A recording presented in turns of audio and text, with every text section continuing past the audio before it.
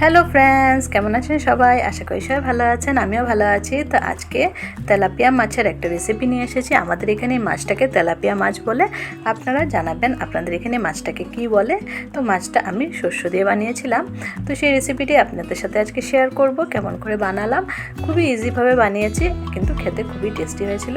দেখুন, তো চলুন রেসিপিটা স্টার্ট করি। তো প্রথম মাছগুলোকে বাজার থেকে তো কাটিয়ে আনা হয়েছে, তো কিছুটা আঁশ ছিল, সেগুলো ভালো করে পরিষ্কার করে ধুয়ে নিলাম।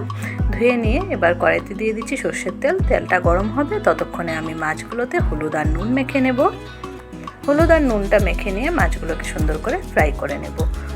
তো মাছটা কাঁচা বানানোর থেকে আমার মনে হয় হালকা করে ফ্রাই করে বানালে বেশ ভালো লাগে খেতে।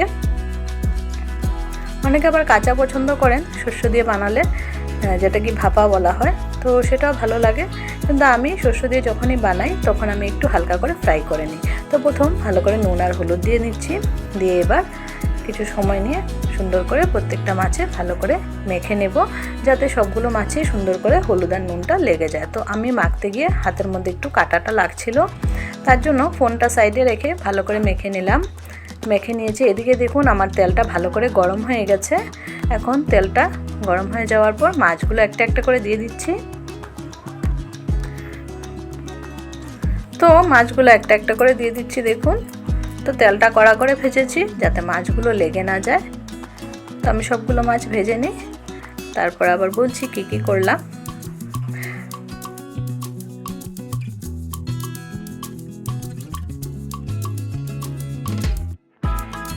তো এক ব্যাচ মাছ ভাজা হয়ে গেছে, তুলে রেখে দিলাম। এবার আরেক ব্যাচ দিয়ে দিলাম, সেই মাছগুলোকে সুন্দর করে ভেজে নিচ্ছি। দেখুন,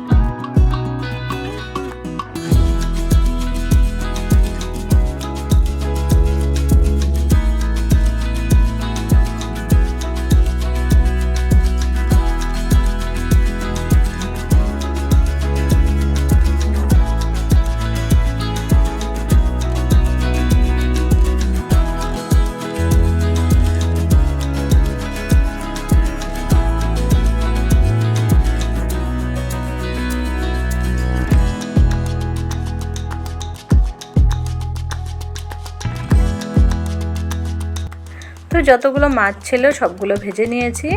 এই কয়টা মাছ একটু ভেঙে গেছে, একটু নরম ছিল পেটের দিকটা, তার জন্য একটু ভেঙে গেছে। তো সবগুলো মাছ আমি নামিয়ে নিলাম।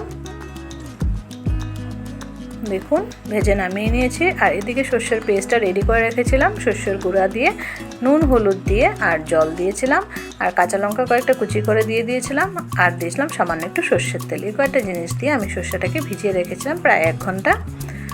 তারপর দেখুন সর্ষের পেস্টটা দিয়ে দিয়েছি কড়াইতে। এবার কড়াইতে দেওয়ার পর কিছু সময় রেখেছি, জাল উঠে গেছে। আর যে আদাটা দেখালাম, আদাটা আমি গ্রেট করে দিয়ে দিয়েছিলাম এটার মধ্যে। এই সময় দেওয়ার পর দেখুন মাছগুলো অ্যাড করে দিলাম। তো মাছের মধ্যে কিছুটা গ্রেভিটা ঢুকবে, তার জন্য এখন দিয়ে দিলাম। আর একটু জাল দিব, তারপর আমাদের তরকারি একদম রেডি হয়ে যাবে। আর কিছুটা মাছ ওইভাবে ভাজা রেখে দিয়েছি, যেগুলো হালকা ভেঙে গেছিলো, তো সেগুলো এমনি ভাজা খাবো। আর এই কয়টা মাছ দিয়ে চচ্চড়ি করেছিলাম।